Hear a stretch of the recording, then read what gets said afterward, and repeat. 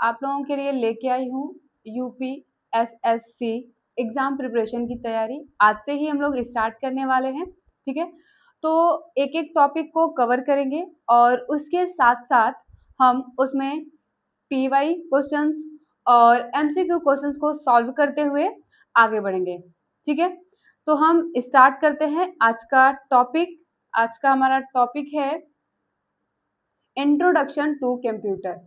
उसको जानने से पहले हम आपको कुछ और चीजें बता देते हैं, जैसे कंप्यूटर का फुल फॉर्म और कंप्यूटर के फादर किसको कहा जाता है या फिर कंप्यूटर के जनक कौन है। तो वहां से स्टार्ट करते हैं, ठीक है। तो सी मतलब क्या होता है? सी मतलब common, O operator, M machine, P process, ठीक है।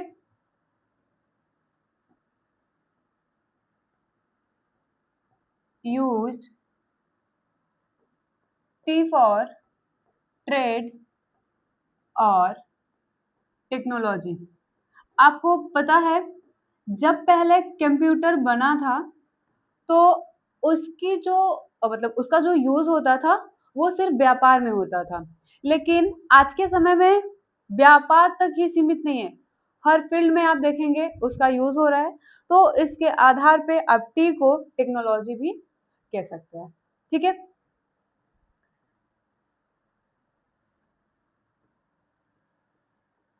ए फॉर एजुकेशन और आर फॉर रिसर्च। कंप्यूटर के जनक किसको कहा जाता है? चार्ल्स बेबेज को। Charles Babbage,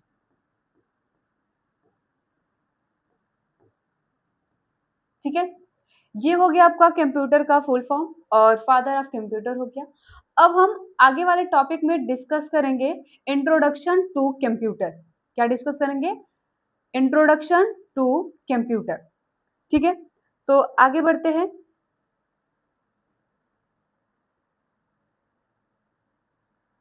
introduction to computer. Computer एक क्या है? इलेक्ट्रॉनिक मशीन है। कंप्यूटर एक इलेक्ट्रॉनिक मशीन है जो हमारे दिए गए निर्देशों पर क्या करता है? कार्य करता है। और कंप्यूटर हार्डवेयर और सॉफ्टवेयर से मिलके बना है। यह एक सार्वभौमिक मशीन है, सार्वभौमिक मशीन है। कंप्यूटर कंप्यूटर शब्द जो है वो अंग्रेजी के कंप्यूट शब्द से बना है। अभी कंप्यूट को हिंदी में हम लोग कहते हैं गणना करना। क्या कहते हैं? गणना करना। और कंप्यूटर को हिंदी में क्या बोलते हैं? संगणक। इसको हिंदी में क्या बोलते हैं? संगणक बोलते हैं, ठीक है। अभी कंप्यूटर को इलेक्ट्रॉनिक मशीन क्यों कहा जाता है? कंप्यूटर को इलेक्ट्रॉनिक मशीन क्यों कहा जाता है? क्योंकि यह 0 और 1 पे काम करता है। अभी जितने भी इलेक्ट्रिसिटी डिवाइसेस होती है या फिर मशीन होती है वो किस पे काम करती है? 0 और 1। ये सिर्फ दो ही लैंग्वेज समझता है, यानी दो ही नंबर्स को समझता है, 0 और 1। 0 का मतलब ऑफ और 1 का मतलब ऑन। इसको हम लोग कहते हैं बंद करना और चालू करना, ठीक है। अब वो चाहे आपका मिक्सर मशीन हो, चाहे आपका वॉशिंग मशीन हो, चाहे फैन को ऑन ऑफ करना है या फिर बंद चालू करना है, या फिर कंप्यूटर को ऑन ऑफ करना है, या फिर कंप्यूटर जो काम करता है वो भी किस पे करता है, 0 और 1 पे ही करता है। ठीक है, इतने बातें क्लियर हो गई।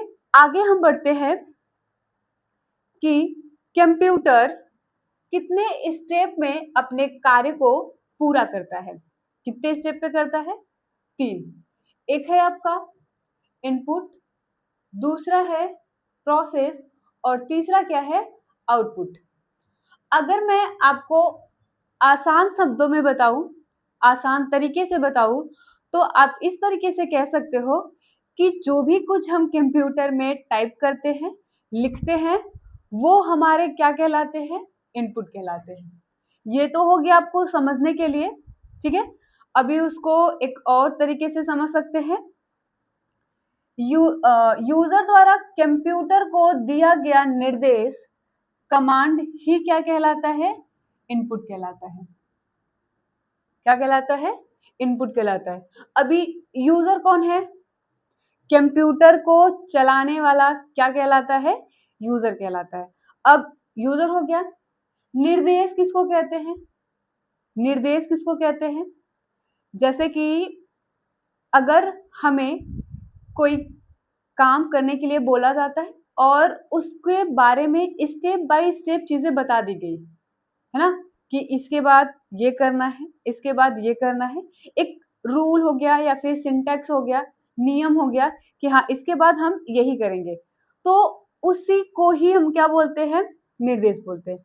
कमांड, कमांड मतलब आदेश है ना, कमांड मतलब आदेश, आदेश होता है।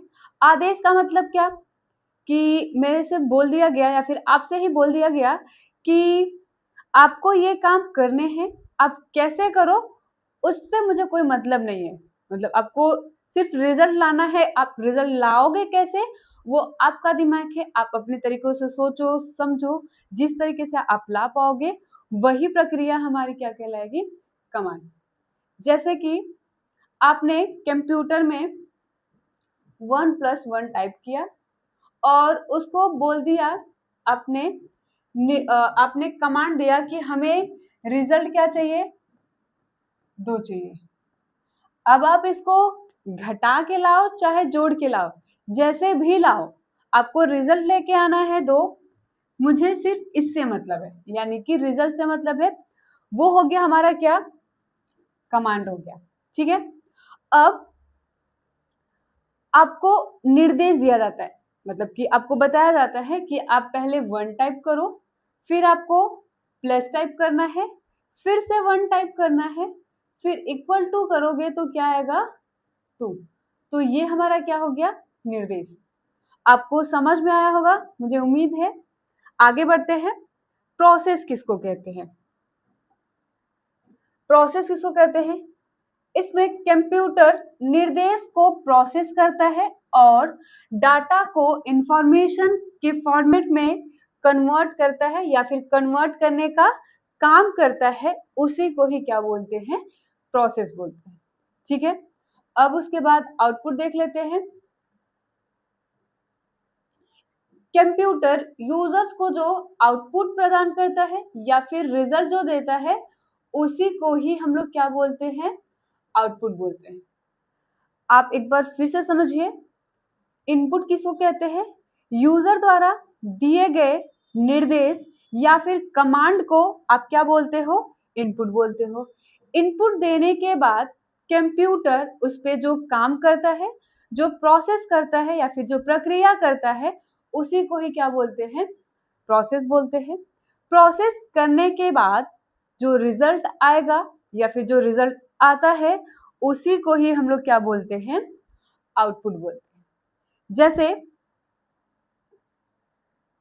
मैंने 2 टाइप किया, 2 हमारा क्या है, इनपुट है। प्लस टाइप किया, ये भी हमारा एक इनपुट है और ये प्रोसेस भी है। 1 टाइप किया और इक्वल टू कितना आया, 3। तो इसमें जो 3 है ये हमारा क्या है, रिजल्ट है, और रिजल्ट को ही क्या बोलते हैं, आउटपुट बोलते हैं। ठीक है। और ये तीनों जो हो गया, ये हमारा क्या हो गया, इनपुट हो गया। और प्रोसेस काम कौन सा हो रहा है, नंबर्स को जोड़ने का, यानी कि प्लस हमारा किसका काम कर रहा है, प्रोसेस का। ठीक है। तो इस तरीके से कंप्यूटर किसी भी काम को कितने स्टेप में करता है, 3। पहला इनपुट, दूसरा प्रोसेस और तीसरा आउटपुट। ठीक है, इतनी बात क्लियर। हम आगे बढ़ते हैं नेक्स्ट टॉपिक की तरफ।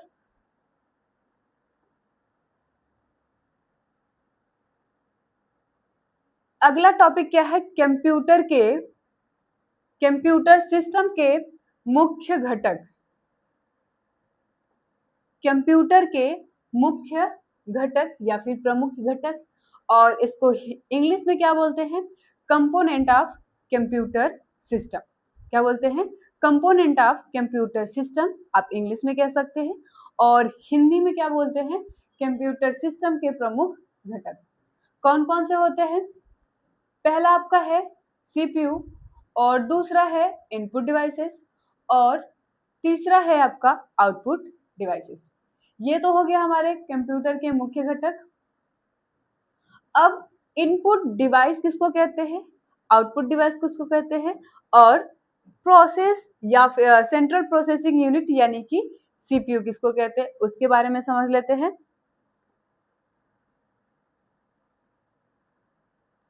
एक आपका ये आपका अल्टरनेट में होता है, जो कि सेकेंडरी स्टोरेज डिवाइस है ना। जो 3 था वो 3 आपका प्रमुख है, इनपुट डिवाइस, आउटपुट डिवाइस और सीपीयू। और ये जो चौथा लिखा हुआ है यहाँ पे सेकेंडरी स्टोरेज, ये क्या है, आपका अल्टरनेट है, कभी जरूरत पड़ी कभी नहीं पड़ी। ठीक है, तो सबसे पहले हम लोग समझेंगे सीपीयू। सीपीयू का पूरा नाम क्या होता है, सीपीयू का पूरा नाम क्या होता है, सेंट्रल प्रोसेसिंग यूनिट। ठीक है, यह यूजर के द्वारा दिए गए निर्देशों को प्रोसेस करता है और कंप्यूटर के सभी कार्यों को कंट्रोल करता है। और सीपीयू को कंप्यूटर का माइंड कहा जाता है या फिर दिमाग। अब आपसे पूछा जा सकता है कि कंप्यूटर कंप्यूटर का माइंड किसको कहा जाता है, तो सीपीयू को। क्यों कहा जाता है, क्योंकि कंप्यूटर के अंदर ही सीपीयू के अंदर ही सारे काम होते हैं और सारी कंट्रोलिंग होती है, इसलिए सीपीयू को क्या बोला जाता है, कंप्यूटर का माइंड। ठीक है, अब जो सीपीयू है उसके कितने कंपोनेंट होते हैं या फिर कितने यूनिट से मिलके बना होता है, तो पहला है आपका सीयू, दूसरा है एएलयू और तीसरा है एमयू। ठीक है, तो एक एक को हम देखेंगे और समझेंगे। ठीक है, तो सबसे पहले हम लोग जानते हैं सीयू के बारे में। सीयू का पूरा नाम क्या होता है, कंट्रोल यूनिट। आपको उसके नाम से ही पता चल रहा होगा कि इसका काम क्या है, कंट्रोल करना। ठीक है, अब वो इनपुट को कंट्रोल कर रहा है या फिर आउटपुट को कंट्रोल कर रहा है, किसको कंट्रोल कर रहा है, वो चीजें हम लोग यहाँ पे देख लेंगे। ठीक है, चलिए, कंट्रोल यूनिट होता है सीयू का पूरा नाम। ये क्या करता है, कंप्यूटर से जुड़े हुए सभी डिवाइसों और उनको मतलब उनके कार्यों को क्या करता है, कंट्रोल करता है, ताकि कंप्यूटर के सभी कार्य सही ढंग से या फिर सही तरीके से हो सके या फिर किया जा सके। ठीक है, ये तो हो गया सीयू। अब हम बात करते हैं एएलयू। एएलयू का पूरा नाम क्या है, अर्थमेटिक लॉजिकल यूनिट। इसका पूरा नाम क्या है, अर्थमेटिक लॉजिकल यूनिट होता है। यह सीपीयू का एक महत्वपूर्ण हिस्सा है। इसका प्रयोग या फिर इसका इस्तेमाल अंगड़ती और तार्किक कार्यों को करने के लिए किया जाता है। अब हम समझ लेते हैं कि अर्थमेटिक और लॉजिकल क्या होते हैं और ये कैसे काम करता है वो भी हम समझा देते हैं आपको। जैसे कि आपने कुछ टाइप किया या फिर यूजर ने कुछ इनपुट एंटर किया, तो वो सबसे पहले किसके पास जाता है? ALU के पास। और ALU का पूरा नाम क्या होता है? Arithmetic logical unit. क्या होता है? अरिथमेटिक लॉजिकल यूनिट होता है। अब इसका काम क्या होता है? यूजर द्वारा दिए गए इनपुट को चेक करना कि वो अरिथमेटिक ऑपरेशंस है या फिर लॉजिकल ऑपरेशन। अभी हम अरिथमेटिक ऑपरेशंस और लॉजिकल ऑपरेशंस को भी जान लेते हैं।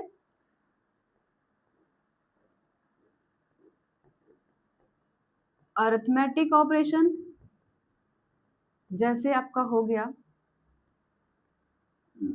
एक minute, arithmetic operation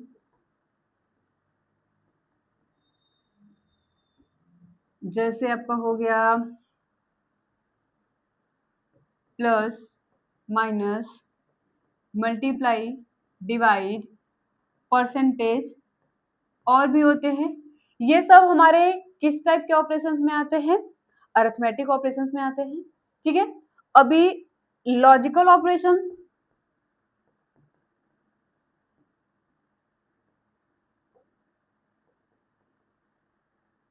logical operations जैसे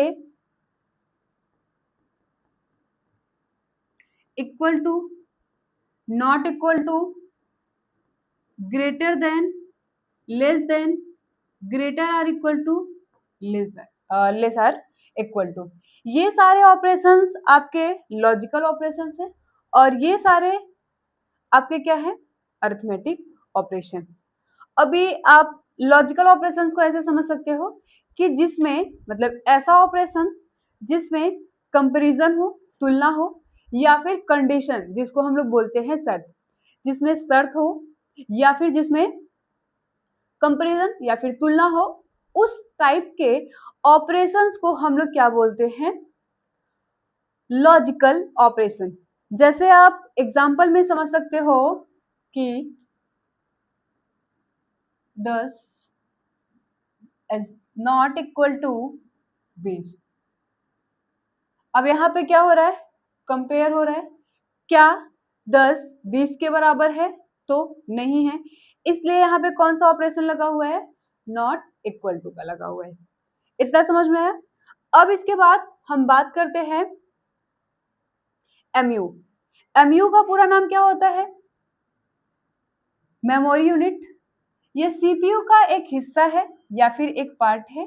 मेमोरी यूनिट का इस्तेमाल कंप्यूटर में डेटा और निर्देशों को स्टोर करने के लिए किया जाता है। जैसे आपने इनपुट इंटर किया, वो पहले ALU के पास जाएगा, ALU उसको चेक करेगा लॉजिकल है या फिर अरिथमेटिक। अब उन दोनों में से चाहे जो भी हो, कंप्यूटर उस पर क्या करेगा? काम करेगा। काम करने के बाद मेमोरी यूनिट में वो डाटा क्या होता है? स्टोर होता है, ताकि आगे का काम या फिर प्रोसेस हो सके। इसके लिए MU क्या करता है? उस डाटा को स्टोर करता है। स्टोर करने के बाद अगर हमें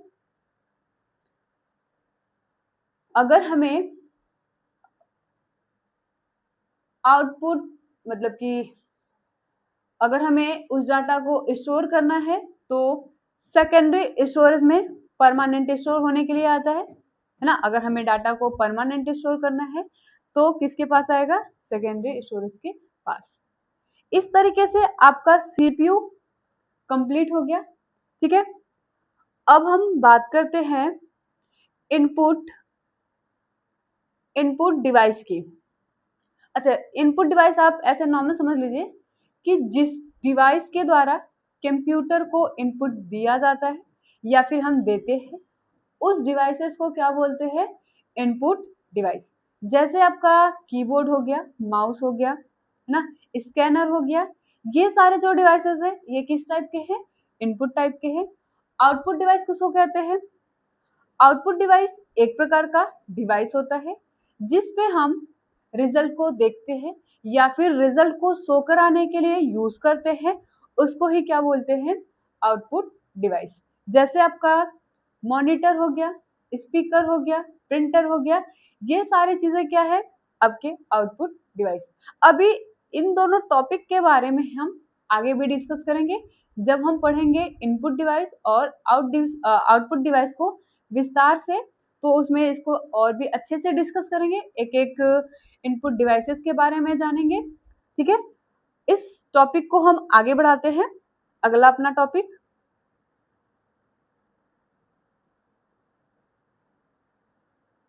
अगला आपका टॉपिक क्या है, कंप्यूटर की विशेषताएं, जिसको हम लोग इंग्लिश में बोलते हैं फीचर ऑफ कंप्यूटर। ठीक है, तो इसके बारे में देख लेते हैं। सबसे पहला आपका क्या दिया हुआ है, स्पीड। स्पीड का मतलब क्या होता है, गति होता है। स्पीड का मतलब क्या होता है, गति। अब अगर हम ह्यूमन यानी कि मनुष्यों से तुलना करें इसकी, या फिर कंप्यूटर की तुलना करें, तो मनुष्यों की तुलना में कंप्यूटर किसी भी काम को काफी तेजी के साथ करता है और एक सेकंड में मिलियन से भी ज्यादा काम को कंप्यूटर कर सकता है, जिसको शॉर्ट फॉर्म में MIPS, इसका पूरा नाम मिलियन इंस्ट्रक्शन पर सेकंड होता है। मींस ये कि एक सेकंड में मिलियन से भी ज्यादा काम करता है कौन, कंप्यूटर। ठीक है, और इसकी स्पीड को यानी कि कंप्यूटर की स्पीड को हर्ट्ज में मापा जाता है ना। और भी इसके यूनिट होते हैं या फिर मेजरमेंट टूल होते हैं, जिसको मापक यंत्र कहते हैं, जैसे कि आपका नैनो सेकेंड हो गया, पिको सेकेंड हो गया, माइक्रो सेकेंड हो गया, है ना। ये सब क्या है, हमारे मापक यंत्र है कंप्यूटर सिस्टम के, उसके स्पीड को मापने के लिए ये सारी चीजें यूज की जाती है। अगला देखते हैं, एक्यूरेसी। एक्यूरेसी मतलब क्या होता है, शुद्धता, या फिर हम इसको सटीकता भी कहते हैं। क्या कहते हैं, सटीकता भी कहते हैं। अब सटीक मतलब कि सही और जल्दी, है ना। सटीक आंसर बोलते ना, सटीक आंसर दिया, सही दिया, 100% सही दिया। तो कंप्यूटर के अंदर कौन सी विशेषता होती है, एक्यूरेसी यानी शुद्धता वाली विशेषता। अब इसको देख लेते हैं।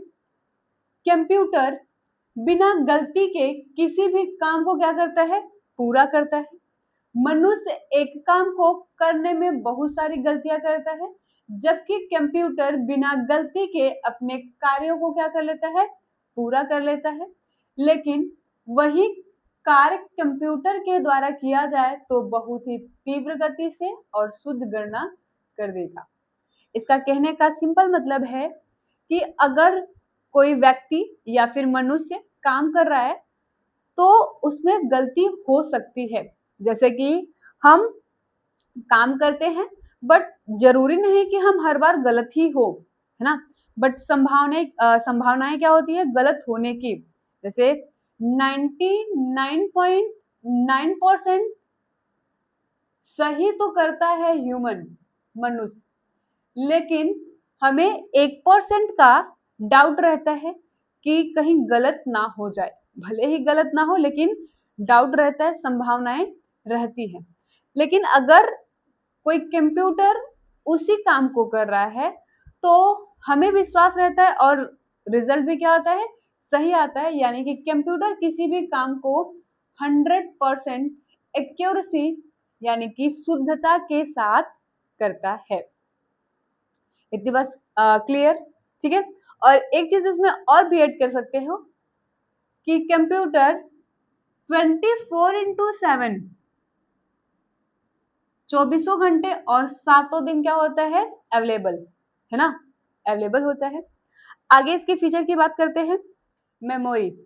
मेमोरी मतलब क्या होता है, याददाश्त, मतलब कि किसी भी चीज को याद रखना ही क्या कहलाता है, मेमोरी कहलाता है। ठीक है, तो कंप्यूटर की बात करते हैं हम लोग कंप्यूटर की जो मेमोरी होती है वो क्या होती है, बहुत ही शक्तिशाली होती है, और हम सभी चीजों को याद नहीं रख सकते, लेकिन कंप्यूटर सभी चीजों को बिना भूले याद रखता है।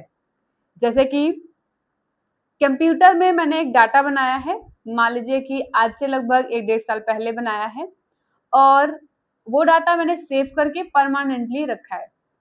अगर मैं उसको फिर से देखने जाऊं, पढ़ने जाऊं, तो मैं उसको पढ़ सकती हूँ।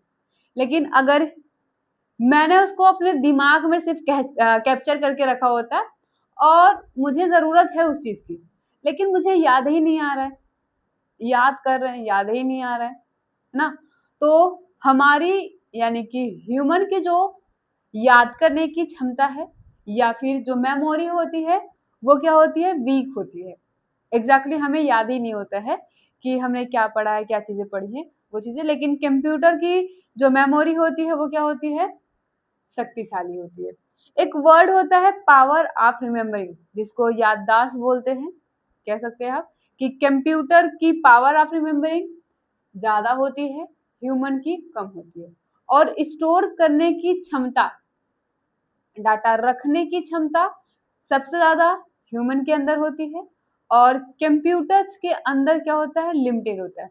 जितना जीबी स्टोरेज डिवाइस हम लोग लगाएंगे या फिर जितने स्टोरेज कैपेसिटी वाली डिवाइसेस लगाएंगे, उतना ही वो डाटा को क्या करेगा, स्टोर करेगा। ठीक है, नेक्स्ट टॉपिक हमारा है, नेक्स्ट पॉइंट, डिलीजेंस। डिलीजेंस मतलब क्या होता है, परिश्रमी। ऐसे तो परिश्रमी हम लोग भी हैं, लेकिन कंप्यूटर क्या है, हमसे ज्यादा है। कंप्यूटर कई दिनों तक कार्य करने की क्षमता रखता है, जो मनुष्य के अंदर नहीं है।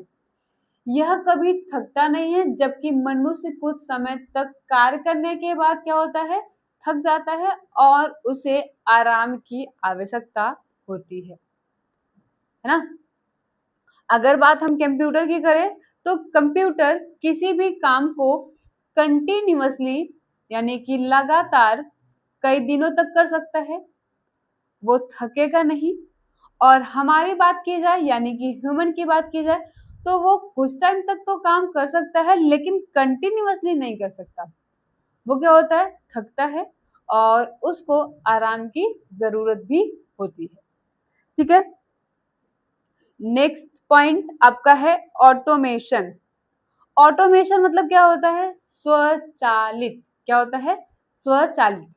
ठीक है, उसको समझ लेते हैं।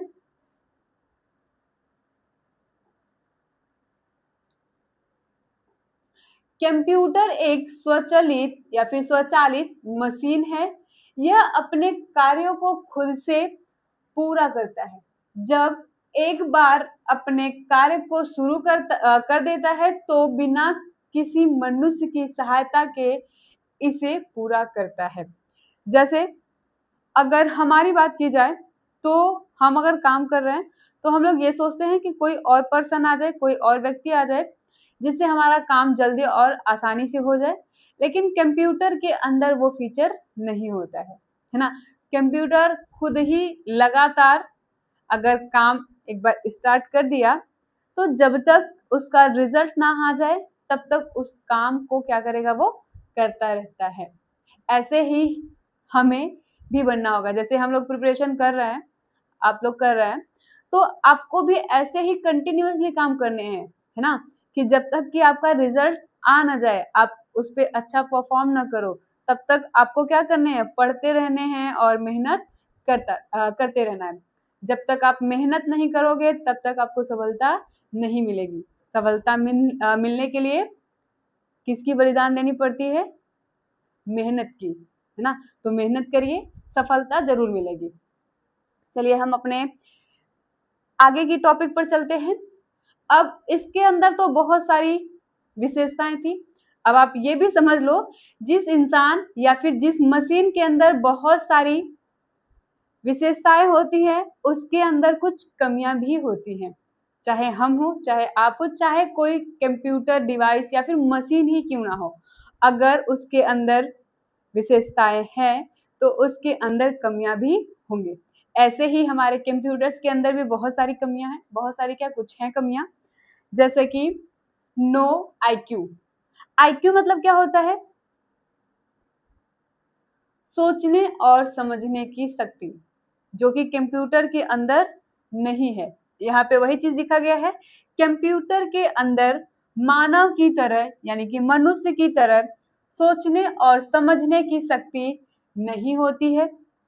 इसलिए कंप्यूटर मानव का क्या है? गुलाम। अब भाई जिसका अपना खुद का दिमाग चलेगा ही नहीं, तो वो तो गुलाम बनेगा ही। तो कंप्यूटर पे सारी कंट्रोलिंग कौन करता है? ह्यूमन करता है, एक इंसान करता है। ठीक है, अब हम आगे बढ़ते हैं। नो फीलिंग, कोई भी भावनाएं नहीं होती हैं। किसके अंदर? कंप्यूटर के अंदर। मनुष्यों की तरह कंप्यूटर के अंदर कोई भी भावनाएं नहीं होती। जैसे अगर हमें कुछ मिल गया तो हम बहुत खुश, नहीं मिला तो दुखी हो गए, है ना। तो हमारे अंदर क्या है? भावनाएं हैं, जो कि हम एक्सप्रेस भी करते हैं। ठीक है, और कंप्यूटर के अंदर वो चीजें नहीं है। लेकिन अभी कंप्यूटर का खुद की भावनाएं तो नहीं है, मतलब कंप्यूटर का खुद का भावना तो नहीं है, लेकिन हमारे भावनाओं को स्कैन करके, देख के, हमारे चेहरे के एक्सप्रेशंस को देख के वो हमारे भावनाओं को बता सकता है ना। तो ये हो गया कंप्यूटर की वीकनेस, कमियां हो गई। अब हम आगे बात करेंगे हिस्ट्री, कंप्यूटर के इतिहास के बारे में। अगला टॉपिक है।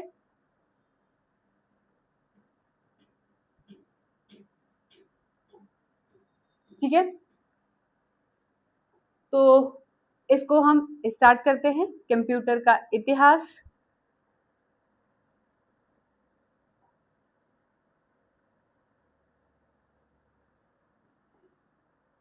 कंप्यूटर का आविष्कार आज से लगभग 2000 साल पहले हुआ था, है ना। कंप्यूटर का आविष्कार आज से लगभग 2000 साल पहले हुआ था, लेकिन आधुनिक कंप्यूटर का अस्तित्व जो है वो कब आया? आज से लगभग 50 साल पहले। बना तो बहुत पहले था, आविष्कार कब हुआ था? आज से लगभग 2000 साल पहले, लेकिन अस्तित्व में कब आया? आज से लगभग 50 साल पहले। ठीक है, और कंप्यूटर के विकास का इतिहास काफी पुराना है, जैसे कि इसका जो डेवलपमेंट हुआ उसका जो हिस्ट्री है वो क्या है? काफी पुरानी है। कंप्यूटर जो कंप्यूटर का जो आजकल हम स्वरूप देख रहे हैं वो अचानक से विकसित नहीं हुआ। ये हजारों वैज्ञानिकों और हजारों वर्षों की क्या है? खोज है। आप ये सोचो कि 50 साल पहले से अभी तक कंप्यूटर की खोज हुई और हम यहाँ तक पहुंच गए, यानी कि टेक्नोलॉजी की दुनिया में, एआई की दुनिया में पहुंच गए हैं। तो ये ऐसा नहीं है। ये क्या है? हजारों वैज्ञानिक और हजारों सालों की तपस्या है ना, जो कि हम यहाँ पे हैं, एआई के समय में जी रहे हैं, ये उसकी तपस्या है। ठीक है, अब कई अलग अलग वैज्ञानिक आए या फिर कई अलग अलग आविष्कार आए जिसका अनुभव कुछ अलग अलग था। जैसे कि सबसे पहले है अबेकस। सबसे पहले कौन है? अबेकस। अबेकस, है ना। अबेकस एक कंप्यूटर का, सॉरी, एक डिवाइस का नाम है, एक यंत्र का नाम है। ठीक है, इसको बनाया किसने था? अबेकस ने, जो कि चीन के वैज्ञानिक थे। कहाँ के वैज्ञानिक थे? चीन के वैज्ञानिक थे। किस सन में बनाया था? 16वीं शताब्दी। उनका नाम क्या था? ली कई छे। ठीक है, जिनके द्वारा बनाया गया था। इसका जो मुख्य कार्य था, इसका मुख्य काम था क्या? जोड़ और घटाना करना। और ये जो अबेकस है, ये क्या है? तारों का एक फ्रेम है जिसमें मिट्टी, जो पकी हुई मिट्टी होती है उसका गोला बना के इसमें लगाया गया है। और अबेकस जो यूज होता था वो व्यापार में गणना करने के लिए होता था, जैसे कि आज के समय में कैलकुलेटर है, जैसे कि आज के समय में क्या है, कैलकुलेटर है, वैसे पहले के समय में क्या था, अबेकस था। जैसे अभी क्या होता है कि जो भी चीजें हमें जैसे जोड़ना घटाना होता है, अगर हमें करना होता है तो हम क्या करते हैं, फिंगर पे, या फिर सीखना हो तो हम लोग कैसे करते थे, 5 और 7 को जोड़ना है तो हमने क्या किया, 5 लाइन अलग खींच लिया और 7 लाइन अलग। अब इसको इस तरीके से करके क्या करते हैं, टोटल कितने लाइनें हैं, 7 5 12, तो क्या हो गया 12, हमने जोड़ लिया, है ना। इस तरीके से ही ये जो अबेकस है इसका यूज किया जाता था, अबेकस का यूज किया जाता है ऐसे ही। उसके बाद नेक्स्ट आपका आया नेपियर्स बोल।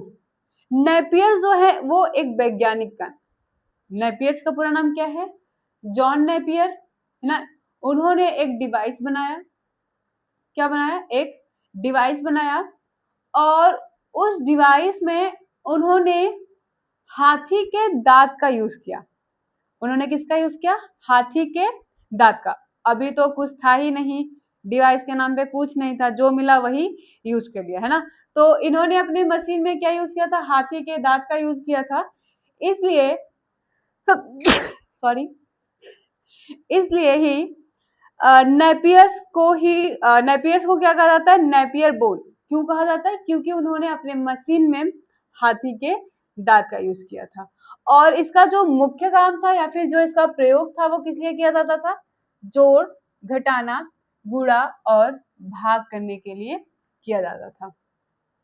और ये एक पहली मशीन थी जो कि दशमलव बिंदु वाले जो सवाल होते हैं या फिर दशमलव पॉइंट वाले जो सवाल होते हैं उसको भी सॉल्व करता था, ठीक है। और इसको बनाया किसने था, जॉन नेपियर ने। किस सन में, सन 1617 ईस्वी में। सिंपली से इसमें क्वेश्चन बन सकता है कि नेपियर्स जो कंप्यूटर है उसकी खोज किसने की, तो जॉन नेपियर। किस सन में, 1617 ईस्वी में। इसका मुख्य काम जोड़ घटाना गुणा और भाग करने के लिए।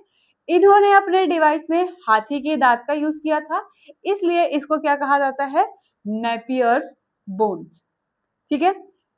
और ये तो हो गया आपका नेपियर बोन। आगे बढ़ते हैं, ब्लेज पास्कल कैलकुलेटर।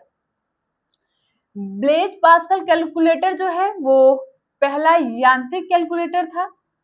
इसका आविष्कार फ्रांस में 1642 ईस्वी में कौन किया था, ब्लेज पास्कल के द्वारा किया गया था। और यह एक पहली स्वचालित कैलकुलेटर था जो कि लकड़ी का एक बॉक्स था जिसमें पहिए लगे होते थे, और इन पहियों का प्रयोग मूल्यों को जोड़ने घटाने गुणा और भाग करने के लिए किया जाता था।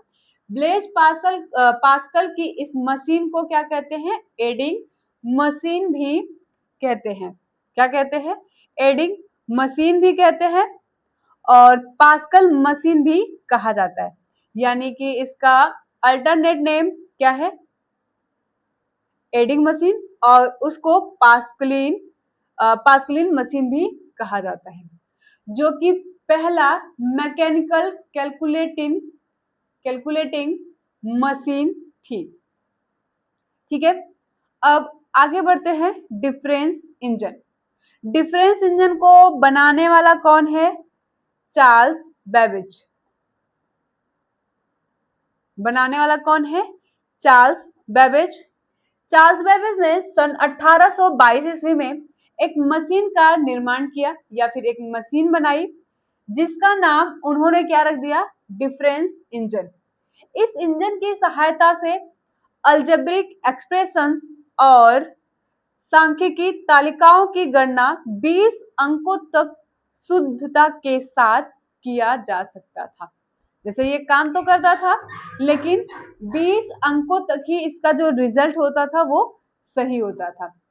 इस मशीन का प्रयोग उन दिनों रेल को चलाने में या फिर बीमा या फिर व्यवसायिक क्षेत्र में व्यापार के व्यापक रूप में किया जाता था और यह मशीन किससे चलती थी? भाप से। इस मशीन को किससे चलाया जाता था? भाप से चलाया जाता था। फिर उन्होंने ही एक दूसरी मशीन बनाई, एनालिटिकल इंजन। क्या बनाया? एनालिटिकल इंजन बनाया, जो कि सक्सेसफुल रहा, मतलब वो सही तरीके से काम को करता था और डाटा को स्टोर करके भी रखता था। इस मशीन की खोज 1830 ईस्वी में, किस सन में हुआ था? 1830 ईस्वी में। और ये सभी प्रकार के अंगड़ती समस्याओं को क्या करता था? हल भी करता था और ये डाटा को क्या करता था? स्टोर भी करता था। एनालिटिकल इंजन के आधार पे आजकल का यानी कि आधुनिक कंप्यूटर सब बने हुए हैं, इसलिए ही चार्ल्स बेबेज को क्या कहा जाता है? कंप्यूटर का जनक। ठीक है, अब देखते हैं टेबुलेटिंग मशीन।